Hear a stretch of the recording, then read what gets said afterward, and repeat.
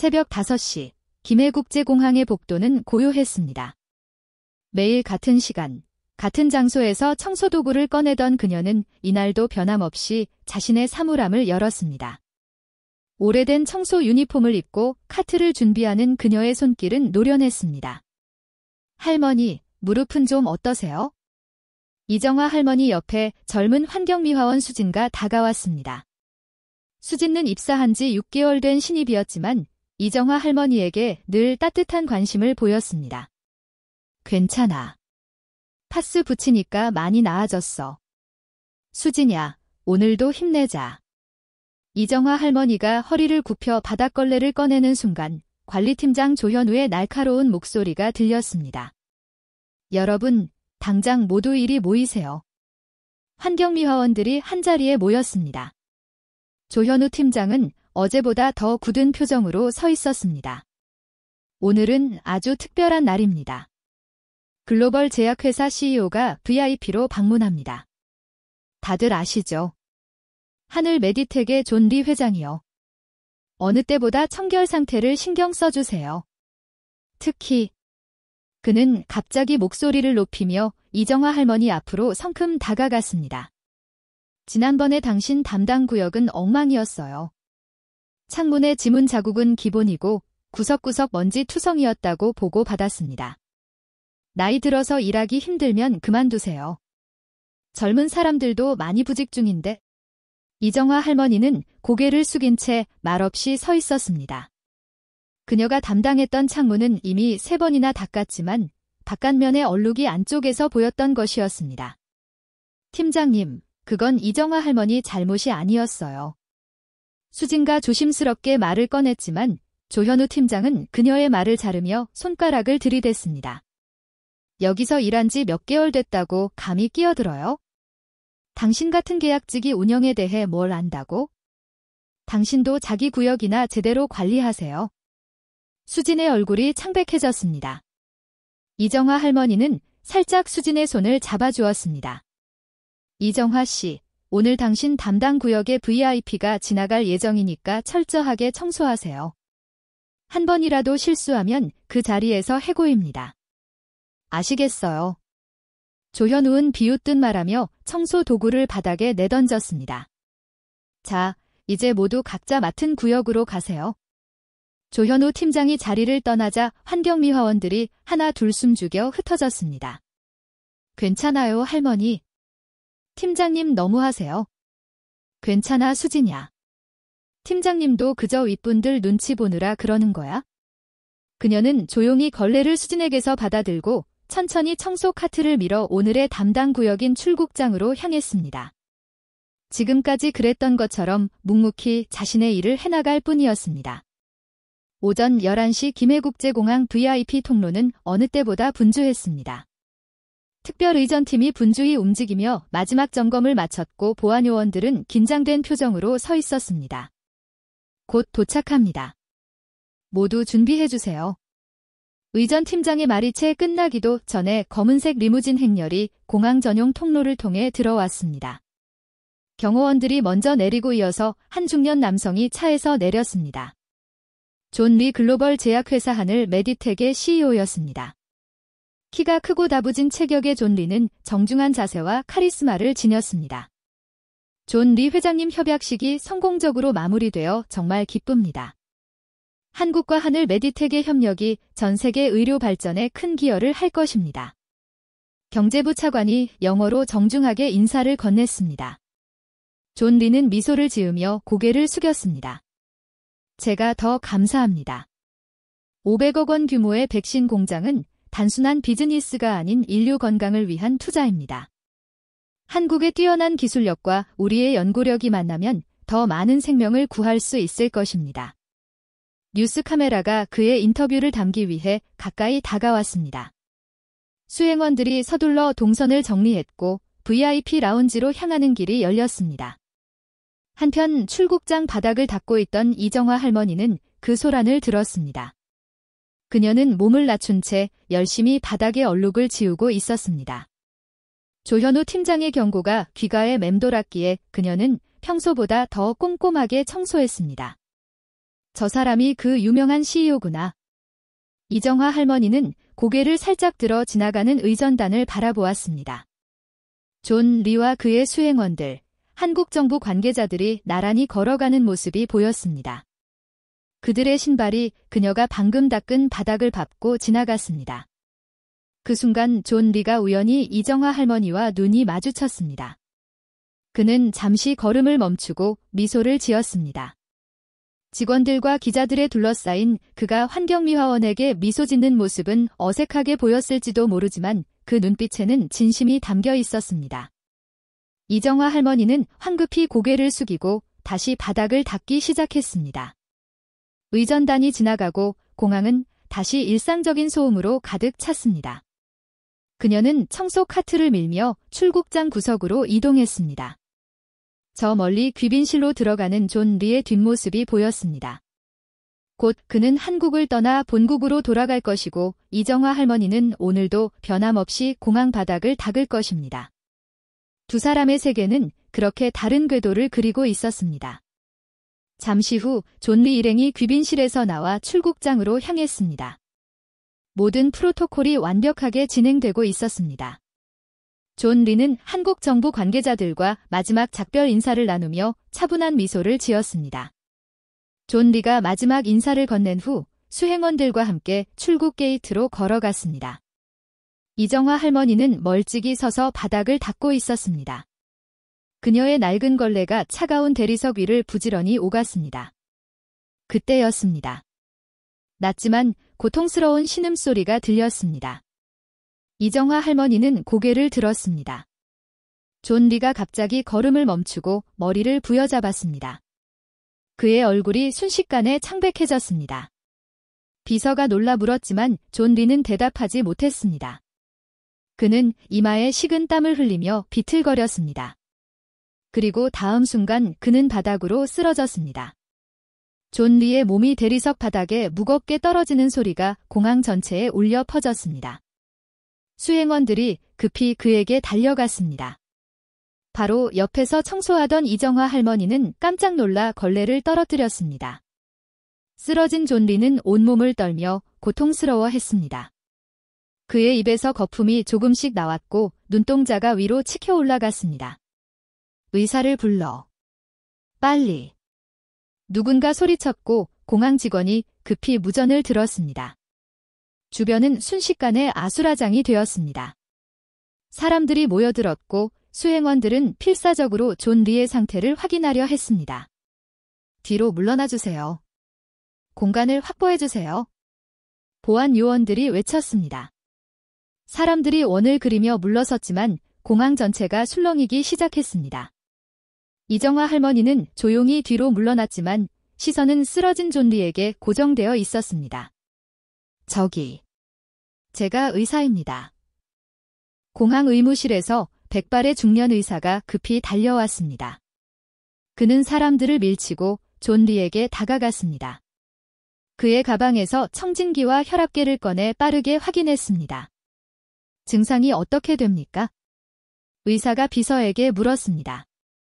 갑자기 머리를 부여잡더니 쓰러졌습니다.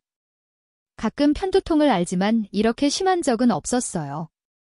비서가 떨리는 목소리로 대답했습니다. 의사는 존 리의 맥박을 확인하고 동공 반응을 살폈습니다. 급성 발작 증상입니다. 진정제를 투여해야 할 것 같습니다. 의사가 가방에서 주사기를 꺼냈습니다. 그때 비서가 급히 그의 팔을 붙잡았습니다. 잠깐만요. 회장님은 대부분의 일반 진정제에 알레르기 반응을 보입니다. 특히 디아제팜 계열은 위험합니다. 의사의 표정이 굳었습니다. 그는 주사기를 내려놓고 다시 가방을 뒤졌지만 마땅한 대체 약물을 찾지 못했습니다. 다른 약물은 제가 갖고 있지 않습니다. 구급차를 불러 종합병원으로 이송해야 합니다. 의사의 말에 수행원들의 얼굴이 더욱 창백해졌습니다. 존 리는 계속해서 몸을 떨며 고통스러워했고 상태는 점점 악화되는 것 같았습니다. 한국 정부 관계자들도 혼란에 빠졌습니다. 500억 원 규모의 계약을 체결한 외국 VIP가 한국 땅에서 이런 상황을 맞이한 것은 외교적으로도 큰 문제가 될 수 있었습니다. 그때 청소관리팀장 조현우의 상황을 보고 급히 달려왔습니다. 이정화 할머니는 팀장이 온 걸 봤음에도 청소를 하지 못했고 여전히 시선을 고통에 몸부림치는 존 리에게 고정하고 있었습니다. 그녀는 존 리의 증상을 하나하나 관찰했습니다. 이마에 식은 땀, 창백한 얼굴, 떨리는 손가락, 그리고 간헐적으로 나오는 신음소리. 의사는 답답한 표정으로 머리를 쥐어뜯었습니다. 의사가 공항 직원에게 요청했지만 장비를 가져오는데도 시간이 필요했습니다. 존 리의 얼굴은 점점 더 창백해졌고 그의 몸이 경련하는 정도가 심해졌습니다. 이정화 할머니는 조용히 청소 카트 옆에 섰습니다. 그녀의 얼굴에는 깊은 고민의 흔적이 있었습니다. 그동안 자신의 정체를 숨기며 살아온 그녀였지만 눈앞에서 사람이 고통받는 모습을 그냥 지켜볼 수만은 없었습니다. 그녀는 주변의 혼란 속에서 조용히 자리를 떴습니다. 누구도 그녀가 사라진 것을 눈치채지 못했습니다. 모두의 시선은 바닥에 쓰러진 존 리에게 고정되어 있었기 때문입니다. 이정화 할머니는 빠른 걸음으로 환경미화원 탈의실로 향했습니다. 그녀의 걸음은 오랫동안 무릎 통증을 달고 살았던 노인의 것이 아니었습니다. 탈의실에 도착한 이정화 할머니는 자신의 사물함을 열었습니다. 낡은 유니폼들과 작은 화장품 파우치 사이에 손을 넣어 가장 안쪽을 더듬었습니다. 오래된 나무 상자 그 안에는 정교하게 정리된 침통이 들어 있었습니다. 이정화 할머니의 손이 잠시 떨렸습니다. 이 침통을 꺼내는 순간 그녀가 그동안 숨겨온 모든 것이 드러날 수도 있었습니다. 하지만 지금은 그런 걱정을 할 시간이 없었습니다. 누군가의 생명이 위험했고 그녀는 도울 수 있었습니다. 침통을 품에 안고 이정화 할머니는 다시 출국장으로 달려갔습니다. 그곳의 상황은 더욱 악화되어 있었습니다. 존 리의 피부는 창백해졌고 입술은 파랗게 변했습니다. 의사는 계속해서 맥박을 확인하며 땀을 흘렸습니다. 이정화 할머니는 모인 사람들 사이를 헤치고 앞으로 나아갔습니다. 누군가 그녀의 팔을 잡아 제지하려 했지만 그녀는 단호하게 빠져나왔습니다. 그녀의 목소리는 조용했지만 권위가 실려 있었습니다. 사람들은 잠시 놀라 뒤로 물러섰습니다. 그 짧은 틈을 타 이정화 할머니는 존 리 곁으로 다가갔습니다. 바로 그때 조현우 팀장이 그녀를 발견했습니다. 그는 급히 달려와 이정화 할머니의 팔을 강하게 잡아당겼습니다. 그녀의 손에서 침통이 바닥에 떨어질 뻔했지만 이정화 할머니는 놀라운 반사신경으로 그것을 붙잡았습니다. 이봐요. 당장 나오라고요. 조현우의 얼굴은 분노로 붉게 물들었습니다. 그는 이정화 할머니를 끌어내리려고 했지만 그 순간 공항의사가 그를 제지했습니다. 잠깐만요. 의사는 이정화 할머니를 의심스러운 눈길로 바라보았습니다. 그는 그녀의 손에 들린 침통을 보았습니다. 그 통 혹시... 네, 침입니다. 전통 침술로 이런 발작을 가라앉힐 수 있습니다. 이정화 할머니는 차분하게 대답했습니다. 의사의 눈이 커졌습니다. 그는 존 리의 상태를 다시 한번 확인하고는 깊은 고민에 빠졌습니다. 무면허 의료 행위는 불법입니다. 당장 저지해야 해요. 조현우이 소리쳤습니다. 그의 목소리에는 두려움이 묻어 있었습니다. 만약 이정화 할머니가 침을 놨다가 무언가 잘못된다면 그 책임이 자신에게 돌아올 것이기 때문입니다. 그때 존 리의 비서가 앞으로 나서 의사에게 말했습니다. 회장님의 상태가 위급합니다. 제발 어떻게든 해주세요. 그녀는 의사를 향해 간절한 눈빛을 보냈습니다. 의사는 잠시 생각하더니 고개를 끄덕였습니다. 약물 알레르기가 있는 상황에서 해결할 수 있는 방법은 침을 놓는 것밖에 없습니다. 할머니, 침을 놔주세요. 제가 책임지겠습니다. 이정화 할머니는 고개를 끄덕였습니다. 그러나 그녀는 의사의 말보다 자신의 판단을 더 신뢰했습니다. 그녀는 이미 마음속으로 어떤 혈자리에 침을 놓을지 계획하고 있었습니다. 그때 놀랍게도 고통 속에 있던 존 리가 희미하게 눈을 떴습니다. 그는 주변의 혼란을 인식했고 이정화 할머니가 침통을 들고 있는 모습을 보았습니다. 그의 시선이 이정화 할머니와 마주쳤습니다. 두 사람의 눈에는 이상한 연결고리가 있었습니다. 그는 이정화 할머니를 신뢰하고 있었습니다. 의사는 이정화 할머니에게 고개를 끄덕였습니다. 어서 진행하세요. 이정화 할머니는 침통을 열고 조심스럽게 가느다란 침을 꺼냈습니다. 그녀의 손은 더 이상 떨리지 않았습니다. 그동안 쉬었던 그녀의 기술이 다시 깨어났습니다. 그녀는 존 리의 맥박을 짚어보고 동공을 확인했습니다. 그리고 정확한 진단을 내렸습니다. 아무도 그녀의 말을 제대로 이해하지 못했지만 그 진지한 표정과 전문적인 손놀림은 그녀가 단순한 환경미화원가 아님을 보여주었습니다. 이정화 할머니는 첫 번째 침을 꺼냈습니다. 그것은 가늘고 섬세한 스테인리스 침이었으며 햇빛에 반짝였습니다. 그녀는 존 리의 손목 안쪽을 엄지손가락으로 부드럽게 눌러 정확한 위치를 찾았습니다. 내관열이라 부르는 지점이었습니다. 그녀의 눈은 완전히 집중되어 있었고 숨소리조차 들리지 않았습니다. 침은 마치 물속으로 들어가듯 부드럽게 존 리의 피부를 뚫고 들어갔습니다. 그것은 거의 통증을 느끼지 못할 정도로 정교한 동작이었습니다. 존 리의 손이 잠시 움찔했지만 곧 편안해졌습니다. 두 번째 침은 발의 엄지와 검지 사이의 지점에 놓였습니다. 이정화 할머니는 존 리의 발을 부드럽게 받쳐들고 정확히 같은 깊이로 침을 놓았습니다. 그녀의 손길은 마치 오랜 시간 함께한 피아니스트가 건반을 누르듯 확신에 차 있었습니다. 세 번째 침은 두정부 머리 정수리 부근의 중요한 혈자리에 놓였습니다. 이 침을 놓을 때 이정화 할머니는 존 리의 머리를 부드럽게 받쳐들었습니다. 그녀의 동작은 세심하고 정확했으며 마치 수십 년간 매일 이 일을 해온 것처럼 자연스러웠습니다. 네 번째 침은 존 리의 팔꿈치 안쪽, 다섯 번째는 발목 부근의 혈자리에 놓였습니다. 각 침은 정확히 계산된 깊이로 들어갔고 이정화 할머니는 각 침을 놓은 후 미세하게 돌려주었습니다. 그 동작은 마치 열쇠로 문을 여는 것처럼 정확했습니다. 사람들은 숨을 죽이고 그 과정을 지켜보았습니다. 누구도 말을 하지 않았고 오직 이정화 할머니의 숨소리와 존 리의 신음소리만이 공간을 채웠습니다. 조현우 팀장은 어쩔 줄 몰라 그 자리에 서 있었습니다. 그의 얼굴에는 불안과 경외심이 교차했습니다. 지금까지 무시해왔던 환경미화원 이정화가 갑자기 이렇게 대단한 기술을 보여주는 것에 그는 당황했습니다. 마지막 침을 놓은 후 이정화 할머니는 존 리의 손을 부드럽게 잡았습니다. 그녀는 이제 침들이 제 역할을 할 수 있도록 기다렸습니다. 그녀의 손에서는 따뜻함이 느껴졌고 그 온기가 존 리에게 전해지는 듯 했습니다. 조금만 참으세요. 곧 나아질 겁니다.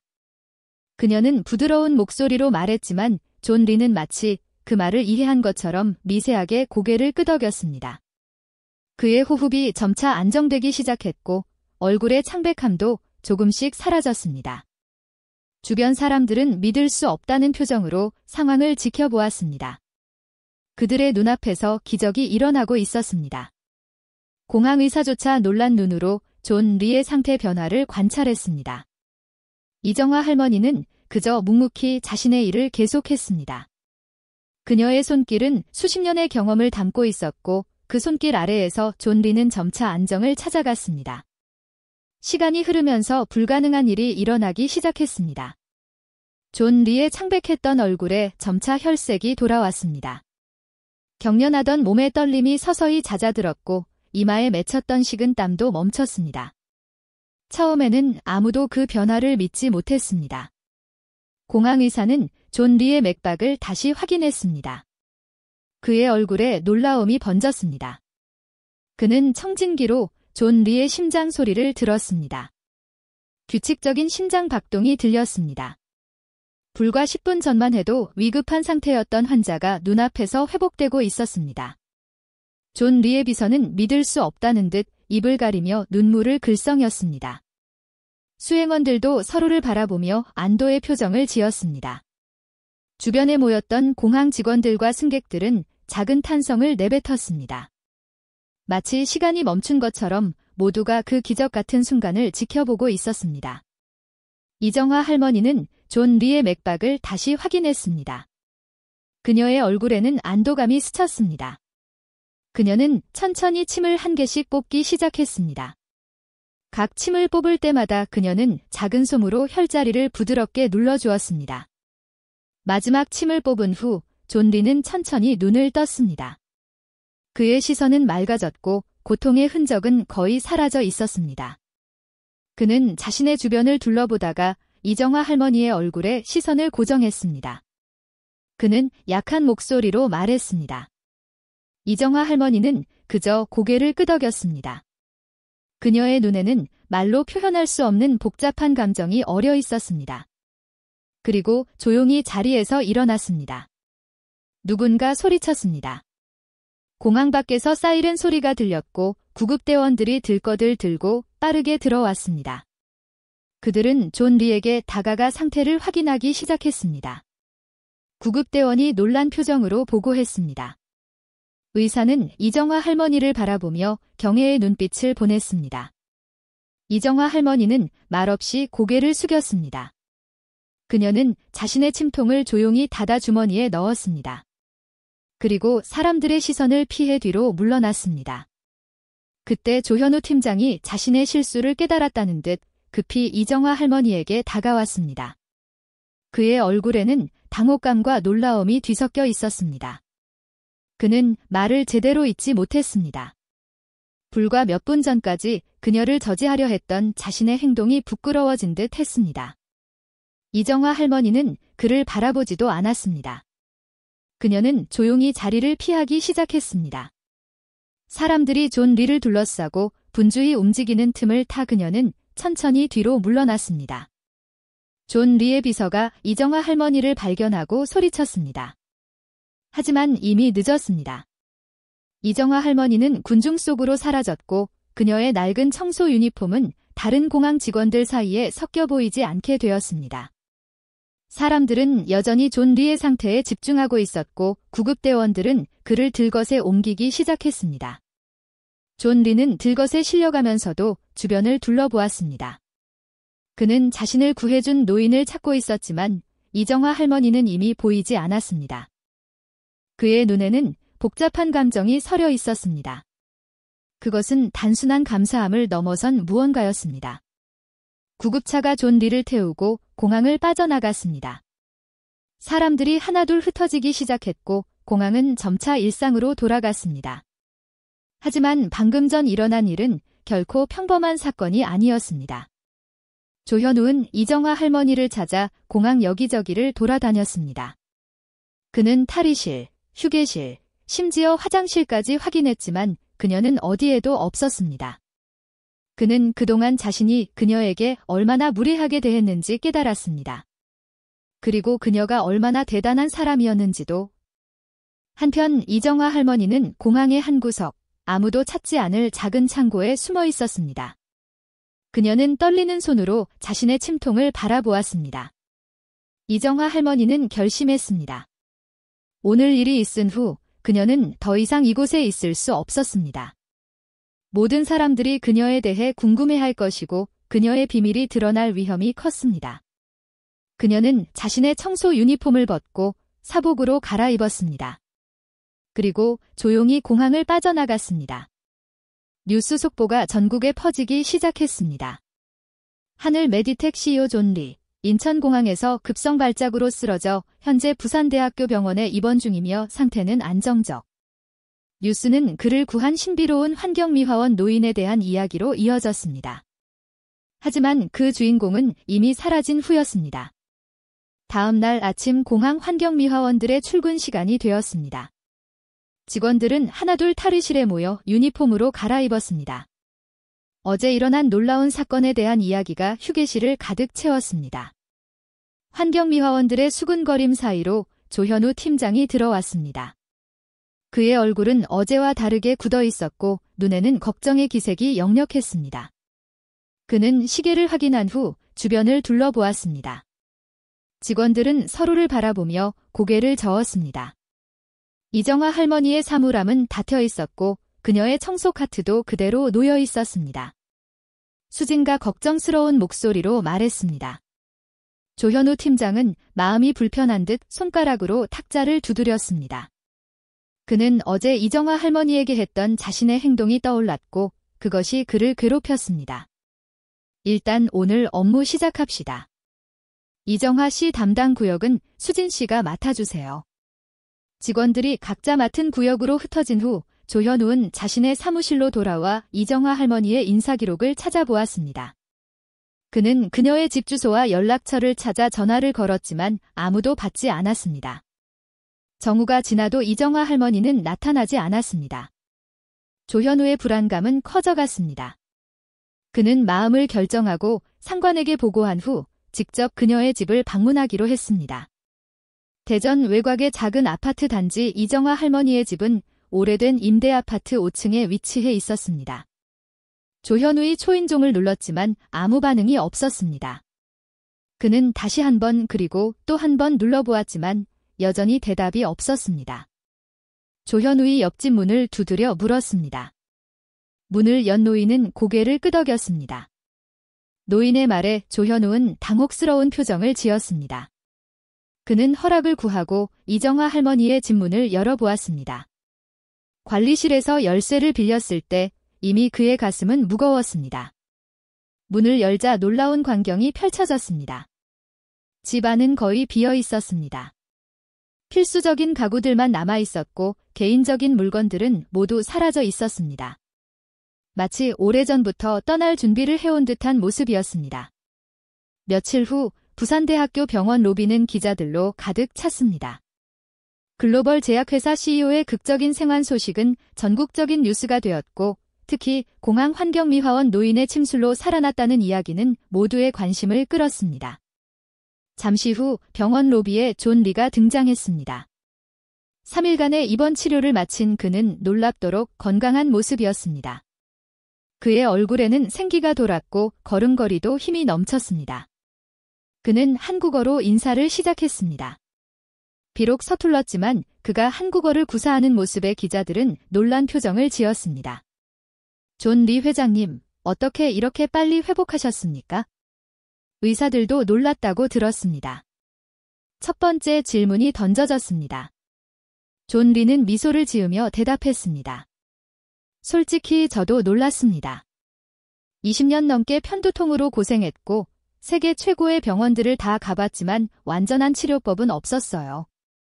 하지만 그날 공항에서 저를 도와주신 그 침술, 그것이 제 인생을 바꿨습니다. 20년 넘게 앓았던 편두통이 많이 나아졌어요. 카메라 플래시가 연속으로 터졌습니다. 그 환경미화원 할머니에 대해 어떻게 생각하십니까? 무면허 의료행위라는 지적도 있는데요. 존 리의 표정이 진지해졌습니다. 무면허라는 말은 어불성설입니다.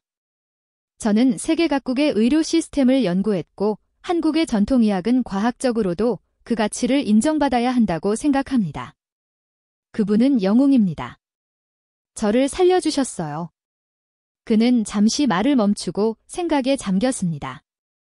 저는 그분을 꼭 다시 만나고 싶습니다. 제대로 감사 인사도 드리지 못했어요. 존 리 회장님, 이번이 15번째 한국 방문이라고 들었습니다. 단순히 사업 때문인가요? 아니면 특별한 이유가 있으신가요? 이 질문에 존 리는 예상치 못한 미소를 지었습니다. 그리고 잠시 망설이다가 결심한 듯 입을 열었습니다.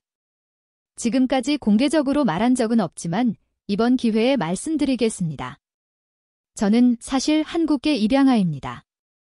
기자들 사이에서 작은 탄성이 흘러나왔습니다. 카메라 플래시가 더 빠르게 터지기 시작했습니다. 제 본명은 정우성입니다. 어릴 적 미국으로 입양되었어요. 그래서 지난 20년간 제 뿌리를 찾기 위해 한국을 여러 번 방문했습니다. 회견장은 완전히 조용해졌습니다. 모든 기자들이 그의 말을 집중했습니다. 어린 시절의 기억은 거의 없습니다. 차가운 물을 건너던 기억. 그리고 어머니의 희미한 얼굴. 매번 한국에 올 때마다 언젠가는 제 부모님이나 가족을 만날 수 있지 않을까 하는 마음이 있었습니다. 이제 건강도 되찾았는데 다음 목적지는 어디신가요?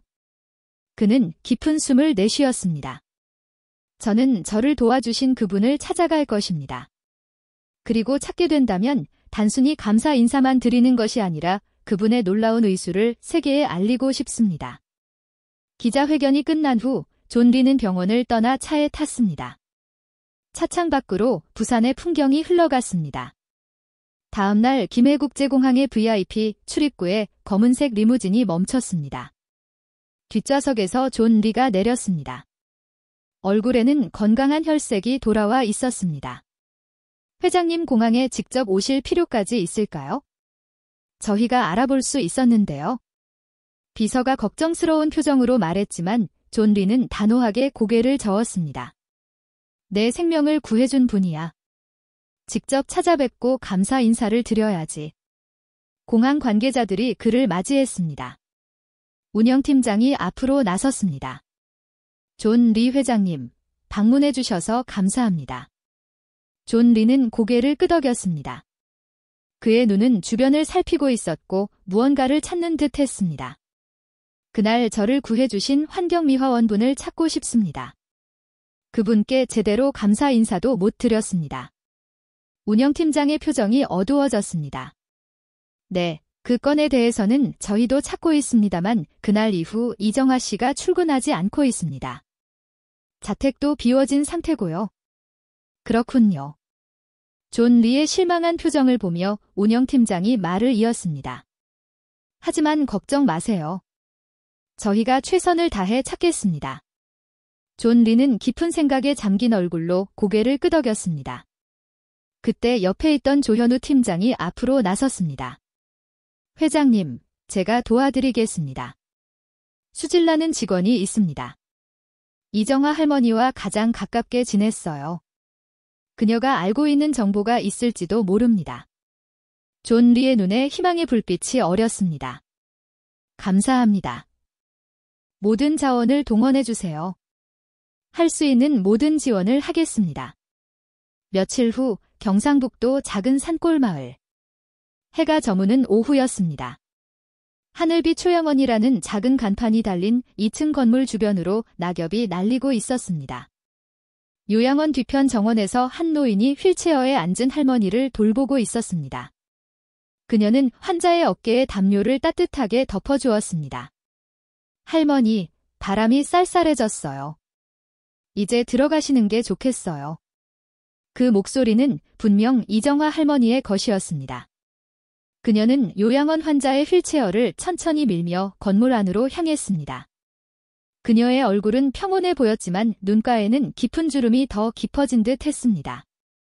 바로 그때 요양원 입구에 검은색 고급 승용차 한 대가 멈췄습니다. 차에서 내린 사람은 다름 아닌 존 리였습니다. 여기가 맞을까요? 존 리가 주변을 둘러보며 물었습니다. 비서는 손에 든 종이를 확인했습니다. 네, 맞습니다.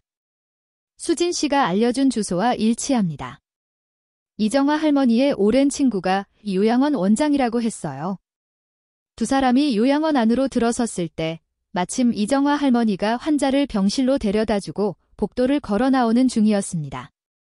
그녀는 처음에 두 사람을 알아보지 못했습니다. 하지만 가까이 다가오자 그녀의 표정이 순간 굳어졌습니다. 그녀의 눈에는 놀라움과 당혹감이 가득했습니다. 어떻게? 그녀의 목소리는 떨렸습니다. 존 리가 앞으로 나섰습니다. 그는 이정화 할머니를 향해 정중하게 고개를 숙였습니다. 이정화 씨, 드디어 뵙게 되어 정말 기쁩니다. 당신을 찾는데 많은 시간이 걸렸습니다. 이정화 할머니는 당황한 듯 주변을 둘러보았습니다. 다행히 복도에는 다른 사람들이 없었습니다. 이쪽으로 오세요. 밖에서 이야기하는 게 좋겠습니다. 그녀는 두 사람을 요양원 뒤편 작은 정원으로 안내했습니다. 그곳에는 나무 벤치 몇 개가 놓여 있었고 늦가을 꽃들이 아직 피어 있었습니다. 세 사람은 벤치에 앉았습니다. 어떻게 저를 찾으셨나요? 이정화 할머니가 물었습니다. 그녀의 목소리에는 불안감이 묻어 있었습니다. 쉽지 않았습니다. 수진 씨의 도움이 컸어요. 이정화 할머니는 깊은 한숨을 내쉬었습니다. 그 아이가 말을 많이 했군요. 존 리가 부드러운 목소리로 말했습니다. 이정화 씨, 우리는 당신에게 해를 끼치려는 것이 아닙니다. 단지 감사 인사를 드리고 싶었을 뿐입니다. 당신은 제 생명을 구해주셨어요. 이정화 할머니는 고개를 숙였습니다. 그녀의 손이 벤치 위에서 가볍게 떨렸습니다. 그건 누구라도 했을 일입니다. 아닙니다. 누구나 할 수 있는 일이 아니었습니다. 지금까지 제가 경험한 그 어떤 치료보다도 효과적이었습니다. 존 리의 진심 어린 말에 이정화 할머니는 고개를 들었습니다. 그녀의 눈에는 복잡한 감정이 어려 있었습니다. 그래서 왜 갑자기 사라지신 겁니까? 이정화 할머니는 먼 산을 바라보며 말했습니다. 제가 침술로 회장님은 살리긴 했지만 그건 불법입니다. 무면허 의료 행위를 한 셈이죠. 그녀의 목소리에는 깊은 후회가 담겨 있었습니다. 존 리는 고개를 저었습니다. 당신은 제 생명을 구했습니다. 그것은 범죄가 아니라 영웅적인 행동이었어요. 이정화 할머니는 쓴 웃음을 지었습니다. 세상이 그렇게 단순하지 않다는 걸 제가 모를까요? 뉴스에도 나왔겠죠. 환경미화원의 불법 침술이라고요. 전혀 그렇지 않습니다. 오히려 기적의 환경미화원이라는 제목으로 보도됐습니다. 모두가 당신을 찾고 있어요. 이정화 할머니는 믿기지 않는다는 표정을 지었습니다. 그녀는 두 손으로 얼굴을 가렸다가 다시 내렸습니다. 하지만 그건 더 큰 문제예요. 제가 주목받는 것은 그녀는 말을 끝냈지 못했습니다. 존 리는 그녀의 불안함을 느꼈습니다. 그는 부드럽게 말했습니다. 이정화 씨, 당신에게는 더 많은 이야기가 있는 것 같습니다. 그 이야기를 듣고 싶습니다. 이정화 할머니는 깊은 숨을 들이마시며 고개를 숙였습니다. 그녀가 말을 잇지 못하고 고민하고 있자 존 리가 먼저 나섰습니다. 존 리는 요양원 정원의 벤치에 앉아 깊은 숨을 들이마셨습니다. 가을 햇살이 그의 은빛 머리칼을 비추고 있었습니다. 이정화 할머니는 조용히 그를 바라보았습니다. 저는 존 리라는 이름으로 살아왔지만 그것은 제 본래 이름이 아닙니다. 제 본명은 정우성입니다. 저는 한국에 입양하죠. 그리고 저의 출신은 북한. 북한에서 탈출한 후 한국에서 미국으로 입양되었습니다. 이정화 할머니의 눈이 커졌습니다. 그녀는 무의식적으로 가슴에 손을 얹었습니다. 존 리는 잠시 미소 지었다가 이내 진지한 표정으로 돌아왔습니다. 하지만 항상 제 마음 한구석에는 빈자리가 있었어요. 저를 낳아주신 분에 대한 그리움이었죠. 이것은 제가 입양될 때 갖고 있던 유일한 물건입니다. 제가 이걸 왜 가지고 있는지 기억나지 않지만 나중에 알고 보니 북한에서 사용하는 비녀라고 하더군요. 어린 시절의 기억은 거의 없습니다. 단편적인 이미지들만 떠오를 뿐이죠. 차가운 물을 건너는 기억, 누군가의 따뜻한 손, 그리고 어머니의 얼굴. 하지만 그조차도 너무 희미해서 때로는 제 상상이 아닐까 의심하기도 했습니다. 대학에 진학한 후 저는 제 뿌리를 찾기 위한 여정을 시작했습니다. 한국어를 배웠고 한국 역사와 문화를 공부했습니다. 그리고 입양기관을 통해 제 과거를 추적하려 했지만 많은 기록이 소실되었더군요. 제 입양 과정은 다소 특이했다고 합니다. 일반적인 경로로 입양된 것이 아니라 긴급 상황에서 미국으로 오게 되었다고 해요. 그래서 많은 서류가 제대로 작성되지 않았죠. 떨리는 손으로 그녀는 비녀를 향해 손을 뻗었지만 만지지는 않았습니다. 그녀의 목소리는 거의 들리지 않을 정도로 작았습니다. 눈물이 그녀의 볼을 타고 떨어졌습니다. 존 리는 천천히 비녀를 그녀에게 건넸습니다. 이정화 할머니는 조심스럽게 그것을 받아들였습니다. 그녀의 손가락이 비녀의 조각된 패턴을 따라 움직였습니다. 그녀의 말에 존 리의 얼굴이 굳어졌습니다. 그녀는 비녀를 가슴에 안고 흐느끼기 시작했습니다. 오랫동안 참아온 눈물이 마침내 터져나왔습니다. 존 리는 천천히 일어나 그녀 앞에 무릎을 꿇었습니다. 그의 눈에도 눈물이 고였습니다. 지금으로부터 40여 년 전 개성의학대학 강당 수백 명의 젊은 의학도들 사이에서 한지영은 5등 졸업장을 받고 있었습니다. 그녀의 얼굴에는 긍지와 자부심이 가득했습니다. 한지영 동무는 개성의학대학을 최우등으로 졸업하였으며 특히 층구학 분야에서 탁월한 업적을 이룩하였습니다.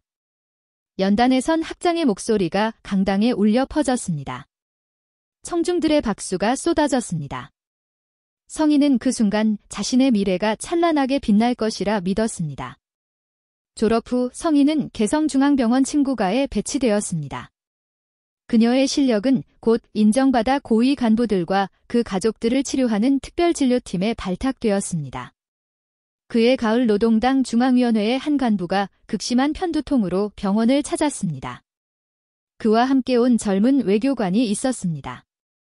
그의 이름은 김원철이었습니다. 원철의 눈빛은 진지했고 성인은 그 순간 무언가 운명적인 것을 느꼈습니다. 그녀는 노련한 솜씨로 간부의 편두통을 치료했고 그 자리에서 원철의 감탄을 자아냈습니다. 그들의 만남은 그렇게 시작되었습니다. 원철은 외교부에서 유망한 젊은 관리였고 성인은 가장 실력 있는 친구사였습니다. 그들은 자주 만나 대화를 나누었고 곧 서로에게 깊은 감정을 느끼게 되었습니다. 그렇게 성희와 원철은 결혼했습니다. 그의 겨울, 그들의 아들 민석이 태어났습니다. 아기는 탄생부터 총명한 눈빛을 가지고 있었고 부모의 사랑을 듬뿍 받으며 자랐습니다. 성희는 3살배기 아들이 그림책을 펼쳐들고 있는 모습을 보며 기뻐했습니다. 원철은 아들의 머리를 쓰다듬었습니다. 그들의 가정은 행복했습니다. 하지만 행복도 잠시, 북한의 상황은 급격히 악화되기 시작했습니다. 홍수와 가뭄이 연이어 찾아왔고 고난의 행군이라 불리는 극심한 식량난이 시작되었습니다. 성희와 원철의 가정은 특권층이었기에 처음에는 큰 어려움을 겪지 않았습니다. 하지만 원철은 외교 임무로 방문한 국가들에서 북한의 실상이 어떻게 보도되는지 보았고 점차 자신의 조국에 대한 의문을 품기 시작했습니다. 그러던 어느 겨울 한밤중에 성희는 원철이 비밀리에 무언가를 기록하는 것을 발견했습니다. 뭐 하고 있어? 원철은 놀라 고개를 들었습니다. 잠시 망설이다 그는 아내에게 사실을 고백했습니다. 사람들이 굶어 죽고 있어 성희야 수천 수만 명이 나는 이걸 세계에 알려야 해. 성희는 남편의 손을 잡았습니다. 그녀도 병원에서 영양실조로 죽어가는 어린이들을 보았습니다. 하지만 그것을 외부에 알리는 것은 명백한 반역 행위였습니다. 몇 달 후 원철의 동료 중 한 명이 체포되었습니다. 그는 외국 언론과 접촉했다는 혐의를 받았습니다. 다음 날 원철은 출근길에 낯선 사람들에게 감시당하고 있음을 알아챘습니다. 그날 밤 원철은 탈북을 결심했습니다. 그는 비밀리에 접촉해온 브로커를 통해 계획을 세웠습니다. 성희는 처음에는 반대했지만 민석이의 안전을 위해 결국 동의했습니다. 12월 15일 어느 눈이 내리는 밤이었습니다. 성희는 가족 사진첩과 몇 가지 귀중품만 챙겼습니다. 그 중에는 대대로 내려오던 옥비녀도 있었습니다. 출발 전 그녀는 민석이에게 그 비녀를 주었습니다. 민석아, 이건 우리 가문의 대대로 내려오는 보물이야. 엄마와 아빠가 항상 너와 함께 있을 거라는 증표란다. 무슨 일이 있어도 이 비녀는 꼭 안고 있어 알겠지? 6살 민석이는 비녀를 받아들고 5단에 소중히 간직했습니다. 그의 눈에는 두려움이 있었지만 동시에 용기도 있었습니다. 그들은 밤을 틈타 강원도의 국경마을로 향했습니다. 브로커가 안내한 경로를 따라 조심스럽게 이동했습니다. 하지만 국경 가까이 도달했을 때 갑자기 수색대의 손전등 불빛이 그들을 비추었습니다. 원철은 순간적인 결단을 내렸습니다. 그는 성희의 손을 꼭 잡았습니다. 민석이를 데리고 먼저 강을 건너 내가 저쪽으로 가서 그들의 주의를 돌릴게. 성희가 울먹였지만 원철은 단호했습니다. 그는 마지막으로 아들의 머리를 쓰다듬었습니다. 아빠가 금방 따라갈게. 엄마 말씀 잘 듣고 용감하게 있어. 민석이는 울음을 참으며 고개를 끄덕였습니다.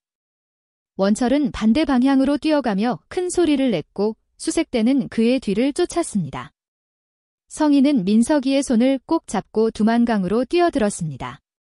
물은 얼어붙지 않았지만 차가웠습니다. 거의 영하의 온도였습니다. 그녀는 작은 튜브에 민석이를 태우고 한 손으로는 튜브를 다른 손으로는 민석이의 손을 잡고 강을 건너기 시작했습니다. 성인은 아들을 안심시키려 했지만 그녀 자신도 공포에 질려 있었습니다. 강물은 생각보다 깊고 빨랐습니다. 강 중간쯤 왔을 때 갑자기 튜브가 바위에 걸려 찢어졌습니다. 물이 튜브 안으로 차올랐고 민석이는 더욱 무서워했습니다. 성인은 필사적으로 아들을 붙잡았습니다. 하지만 그녀의 손은 얼음장처럼 차가웠고 민석이의 작은 손도 젖어 있었습니다. 물살이 점점 강해졌습니다. 그 순간이었습니다. 민석이의 손이 성희의 손에서 미끄러졌습니다. 아이는 순식간에 물에 빠졌고 어둠 속에서 물살에 휩쓸려 갔습니다. 성희는 필사적으로 소리쳤지만 자신의 목소리조차 들리지 않을 정도로 바람이 강했습니다. 그녀는 물속을 헤매며 아들을 찾았지만 어둠과 추위 그리고 급류 속에서 그를 찾을 수 없었습니다. 마침내 그녀는 중국 쪽 강가에 도착했지만 아들을 잃은 채였습니다. 그녀는 이틀 동안 강가를 미친 듯이 뒤졌습니다. 민석이를 찾아 소리치며 달렸지만 찾을 수 없었습니다. 현지 주민들은 물살에 휩쓸린 아이가 살아남기는 불가능하다고 했습니다. 그렇게 세월이 흘러 이정화 할머니 아니 한지영는 존 리 손에 들린 비녀를 보며 눈물을 흘리고 있습니다. 그녀의 얼굴에는 그동안의 고통이 깊은 주름으로 새겨져 있었습니다. 남편도 국경에서 총에 맞았을 거고 아들도 잃었다고 생각했어요. 모든 것을 잃은 저는 혼자 중국을 거쳐 한국으로 왔습니다. 그녀는 존 리를 바라보았습니다. 그의 눈에도 눈물이 고여 있었습니다. 북한 출신이라는 사실이 알려지면 의심을 받을까 봐 그리고 아들과 남편을 지키지 못한 제 자신을 용서할 수 없어서 저는 모든 것을 버렸습니다. 이정화라는 이름으로 지금까지 살아왔어요. 존 리는 천천히 그녀의 손을 잡았습니다. 그의 목소리는 떨렸습니다. 존 리의 떨리는 목소리가 요양원 정원에 퍼졌습니다. 그 말 한마디로 그동안의 아픔이 무너졌습니다. 윤성이는 믿을 수 없다는 표정으로 그를 바라보았습니다. 그녀의 손이 조심스럽게 그의 얼굴을 향했습니다. 민서가 그녀의 손가락이 존 리의 얼굴을 더듬었습니다. 아들의 얼굴선, 이마의 모양, 그리고 눈의 형태를 확인하는 듯 했습니다. 그녀의 눈에서는 눈물이 멈추지 않았습니다. 눈이 아버지를 똑 닮았구나. 존 리도 무릎을 꿇고 앉은 채 울음을 참지 못했습니다. 그녀는 더 이상 말을 잇지 못했습니다. 대신 두 팔을 벌려 아들을 끌어안았습니다. 두 사람은 말없이 서로를 껴안았습니다. 그들의 포옹은 오랫동안 계속되었습니다. 마침내 두 사람은 서로에게서 떨어져 벤치에 나란히 앉았습니다. 그들의 손은 여전히 단단히 맞잡혀 있었습니다. 윤성이는 비녀를 쓰다듬었습니다. 이건 내 어머니가 주신 거였어. 그리고 내가 너에게 주었지? 내가 이걸 가지고 있었다니 기적이야. 존 리는 어머니의 손을 꼭 잡았습니다. 그리고 어머니의 거칠어진 손을 조용히 바라보았습니다. 한때 섬세한 침술로 명성을 떨쳤던 손이 이제는 청소와 노동으로 상처투성이가 되어 있었습니다. 존 리의 눈에 눈물이 맺혔습니다. 어머니 이제 다시는 헤어지지 말아요. 윤성이는 미소 지었습니다. 그것은 몇십 년 만에 짓는 진정한 미소였습니다. 내가 살아있다는 것만으로도 나는 충분해, 민서가. 두 사람은 다시 한번 서로를 껴안았습니다. 햇살이 두 사람 위에 따스하게 내리쬐었고 바람은 부드럽게 불었습니다. 기적 같은 재회의 순간 그들의 심장은 다시 하나로 뛰기 시작했습니다. 요양원에서의 감동적인 재회 이후 일주일이 지났습니다. 김해국제공항 귀빈실에서는 하늘 메디텍의 특별 기자회견이 열리고 있었습니다. 존 리, 이제는 정우성이라 불리는 그는 단정한 슈트 차림으로 연단에 섰습니다. 그의 옆에는 어머니 윤성이가 앉아 있었습니다. 그녀는 더 이상 환경미화원 유니폼이 아닌 품위 있는 한복을 입고 있었습니다. 여러분께 중요한 발표를 하고자 이 자리에 섰습니다. 정우성의 목소리는 당당했습니다. 기자들의 카메라 플래시가 쉴 새 없이 터졌습니다. 우선 저는 앞으로 한국에서 제 본명인 정우성으로 활동할 것임을 알려드립니다. 존 리라는 이름은 저를 키워주신 양부모님에 대한 존경의 의미로 사업상 유지하겠지만 개인적으로는 제 뿌리인 정우성으로 돌아가고자 합니다. 기자들이 놀란 표정으로 메모를 했습니다. 두 번째로 저희 존 리파만은 당초 계획했던 백신 공장 건설 외에도 한국 내 투자를 대폭 확대하기로 결정했습니다. 인천에 연구개발센터를 설립하고 부산에 아시아 지역본부를 이전할 것입니다. 언론인들 사이에서 작은 환호성이 들렸습니다. 한국 경제에 큰 호재가 될 소식이었습니다. 마지막으로 가장 중요한 발표입니다. 정우성은 어머니를 바라보며 따뜻한 미소를 지었습니다. 많은 분들이 알고 계시듯이 저는 최근 제 어머니를 만났습니다. 공항에서 발작을 일으켰을 때 저를 구해준 환경미화원가 바로 제 친어머니셨습니다. 기자들 사이에서 놀라움의 탄성이 터져나왔습니다.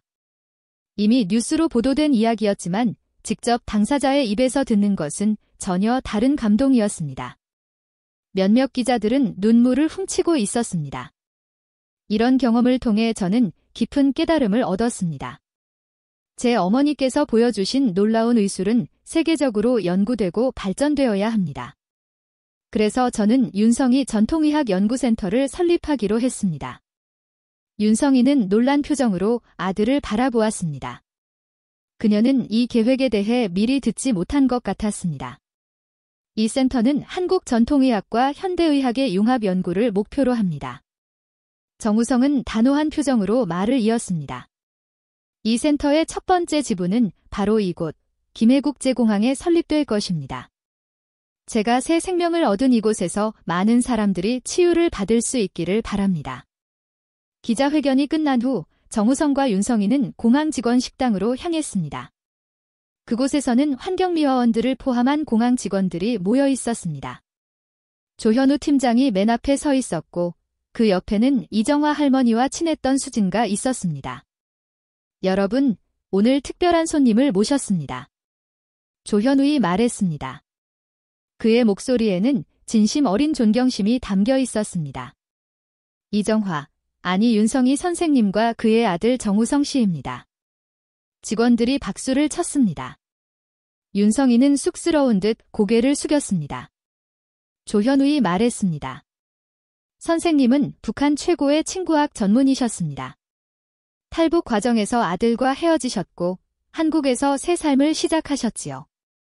조현우 팀장이 한숨을 쉬고 말을 이어갔습니다. 그동안 저는 선생님을 단순한 환경미화원로만 대했습니다. 그것이 얼마나 부끄러운 일인지 이제야 깨달았습니다. 조현우의 목소리가 떨렸습니다. 그는 깊이 고개를 숙였습니다. 진심으로 사과드립니다. 선생님. 윤성희는 부드러운 미소를 지으며 그의 어깨를 토닥였습니다. 괜찮습니다. 우리 모두 자신의 일을 할 뿐이었어요. 수진가 앞으로 나와 윤성희를 꼭 안았습니다. 할머니, 정말 보고 싶었어요. 갑자기 사라지셔서 너무 걱정했다고요. 윤성희는 수진의 등을 쓰다듬었습니다. 미안하구나, 수진야. 이제 다시 돌아왔단다. 정우성이 앞으로 나섰습니다. 여러분, 제 어머니는 이제 더 이상 환경미화원로 일하지 않으실 겁니다. 하지만 여전히 이 공항과 깊은 인연을 맺게 될 것입니다. 곧 이곳에 설립될 윤성희 전통의학센터의 원장으로 일하시게 됩니다. 직원들이 환호성을 질렀습니다. 윤성희는 당황한 듯 했지만 곧 미소를 지었습니다. 모든 분들께 감사드립니다. 이곳은 제 집이나 다름없었습니다. 이제는 다른 방식으로 여러분과 이 공항을 위해 봉사하게 되어 기쁩니다.